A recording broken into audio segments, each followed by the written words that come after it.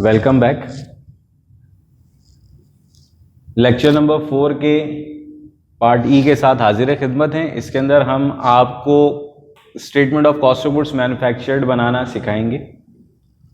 तो इसका proper presentation किस तरह होती है, इसकी फॉर्मेटिंग, इसको बहुत डिलीजेंटली ऑब्जर्व कीजिएगा ताकि एग्ज़ाम में आपको किसी किस्म में कोई कन्फ्यूजन क्रिएट ना हो। तो अगेन बात कर लेते हैं कि इसके अंदर हम किस तरीके से कंप्यूटेशन करेंगे। हमने पार्ट्स के अंदर काफ़ी सारी कंप्यूटेशन ऑलरेडी कर ली थी, लेकिन चूंकि हमारी रिक्वायरमेंट स्टेटमेंट को फॉर्म करने की है, बनाने की है, तो इसलिए हम अगेन वो तमाम कंप्यूटेशन जो पहले कर चुके हैं इसका भी हिस्सा बनेंगी। तो आइए स्टार्ट करते हैं। सबसे पहले हम बात करेंगे, हमारे पास जो बेसिक कंपोनेंट है वो रॉ मटेरियल है। तो रॉ मटेरियल को किस तरह कंप्यूट किया जाएगा उसके हवाले से बात करते हैं। सबसे पहले हम हेडिंग डालेंगे रॉ मटेरियल यूज्ड की।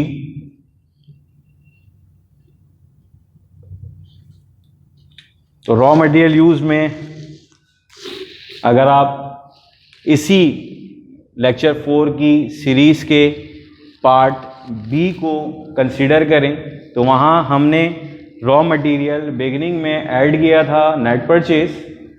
तो हमारे पास रॉ मटेरियल बिगिनिंग में ऐड किया था नेट परचेज, तो हमारे पास raw material available for use आया था। और raw material available for use में से जब हमने लेस किया था रॉ मटेरियल एंडिंग को, तो रॉ मटेरियल यूज़ आया था। तो आइए कोशिश करते हैं उस कंप्यूटेशन को दोबारा सॉल्व करने की। तो सबसे पहले हम बात कर लेते हैं रॉ मटेरियल बिगिनिंग की।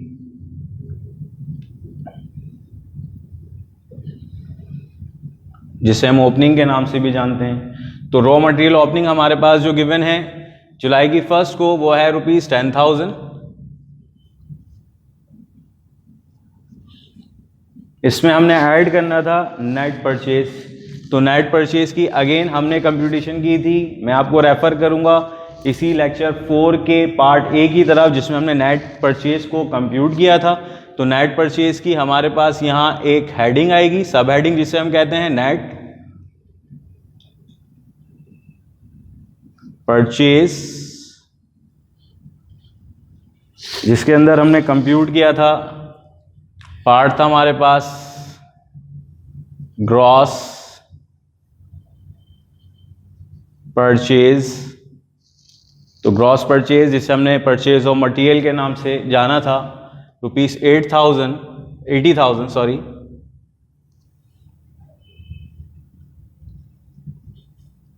इस 80,000 में हमने ऐड किया था ट्रांसपोर्टेशन इन,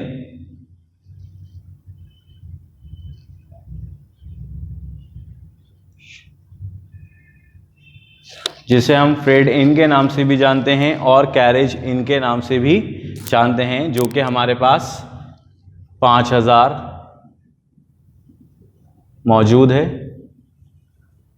ट्रांसपोर्टेशन इन को जब हम ग्रॉस परचेज के साथ ऐड करते हैं तो हमारे पास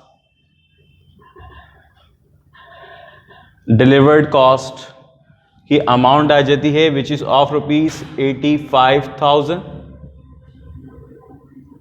डिलीवर्ड कॉस्ट में से हम लेस करते हैं purchase return which is of ₹3,000।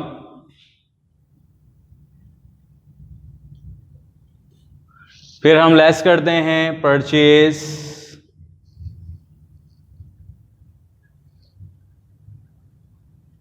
Discount which is of ₹5,000। तो हमारे पास नेट परचेज कंप्यूट होकर आ जाती है।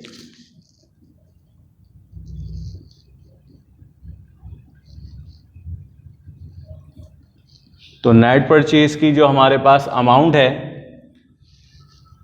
वो है तकरीबन 77,000।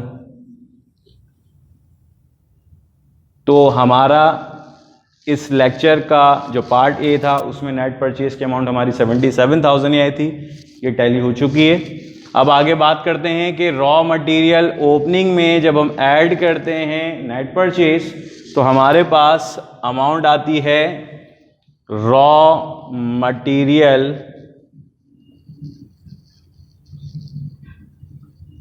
अवेलेबल फॉर यूज, जो कि 78,000 आ जाती है।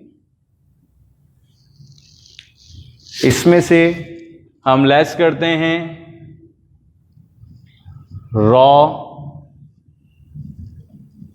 मटेरियल एंडिंग, जो कि हमारे पास गिवन है ₹12,000।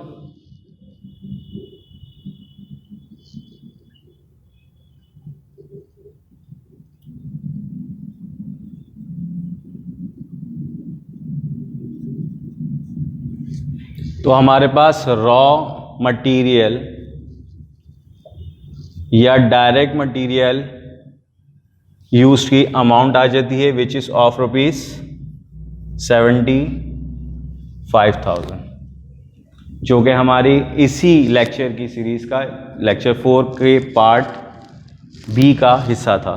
75,000 इसमें हमें ऐड करना होता है डायरेक्ट लेबर,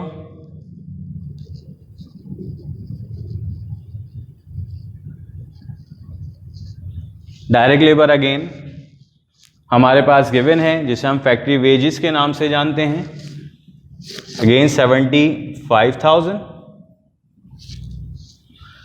और जब हम अपने रॉ मटेरियल यूज्ड और डायरेक्ट लेबर को ऐड करते हैं तो हम जिस प्रोडक्ट को निकालने में कामयाब होते हैं वो हमारी होती है प्राइम कॉस्ट, जो कि हमने अपने इसी लेक्चर 4 की सीरीज के डी पार्ट के अंदर कंप्यूट किया था, विच वॉज ऑफ ₹1,50,000। जब हम इसमें ऐड करते हैं फैक्ट्री ओवरहेड, जो कि हमारे पास गिवन है 70,000,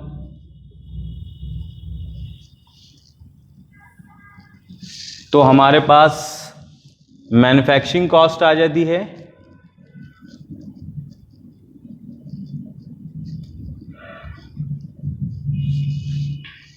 $2,20,000। अगेन इसी लेक्चर की लेक्चर नंबर 4 के पार्ट सी के अंदर हमने जो मैन्युफैक्चरिंग कॉस्ट कंप्यूट की थी which was of ₹2,20,000, again tally होती है यहाँ। तो मैन्युफैक्चरिंग कॉस्ट हमने आपको बताया था कि मैन्युफैक्चरिंग कॉस्ट बेसिकली आपकी वो कॉस्ट होती है जो आप करंट प्रोडक्शन पीरियड में इनकर्ड करते हो। तो अगेन हमने ये एज्यूम किया था, चूंकि हमारे पास प्रीवियस पीरियड के बैलेंसेस मौजूद हैं, so we were assuming that कि हमारी जो फैक्ट्री है, जो प्रोडक्शन प्लेस है, वो गुज़श्ता पीरियड में भी ऑपरेट किया जा रहा था, जिसकी वजह से कुछ बैलेंसेस इस करंट पीरियड के अंदर कैरी फॉरवर्ड हुए। तो जो प्रीवियस पीरियड का एंडिंग था वो इस पीरियड का बिगनिंग बनेगा। तो अगेन आपके पास गुड्स इन प्रोसेस के नाम से इन्वेंट्री मौजूद है, तो गुड्स इन प्रोसेस ओपनिंग या बिगनिंग विच इज ऑफ ₹8,000 इसमें ऐड हो जाएगी। तो आपके पास टोटल गुड्स इन प्रोसेस आ जाएगा, जो कि 2,28,000 बनते हैं। यानी फैक्ट्री में इस वक्त प्रोडक्शन के अंदर जितना भी माल मौजूद है वो 2,28,000 का मौजूद है। इसमें से हम लेस कर देते हैं goods in process ending which is of ₹7,000।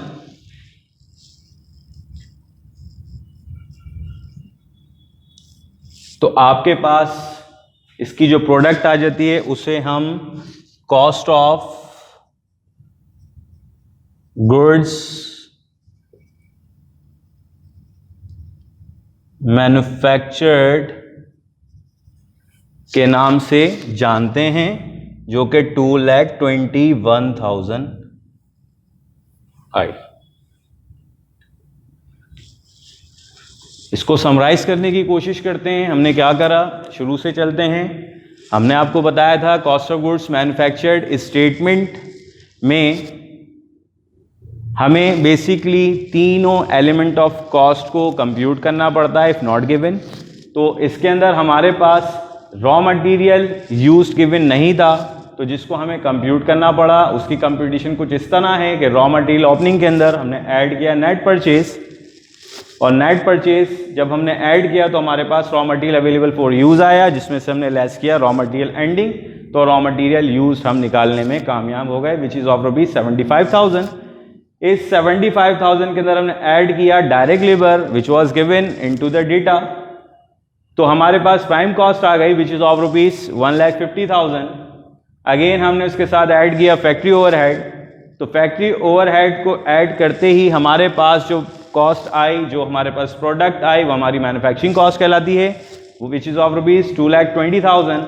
Again 2,20,000 के अंदर हमने ऐड किया goods in process beginning rupees 8,000, तो हमारे पास टोटल गुड्स इन प्रोसेस 2,28,000 आया। 2,28,000 में से हमने लेस किया 7,000 जो कि गुड्स इन प्रोसेस एंडिंग है, तो हमें ये मालूम हो गया कि हमने इस करंट प्रोडक्शन पीरियड में कितना माल, कितनी प्रोडक्ट्स प्रोड्यूस की हैं, विच इज़ ऑफ रुपीज़ 2,21,000।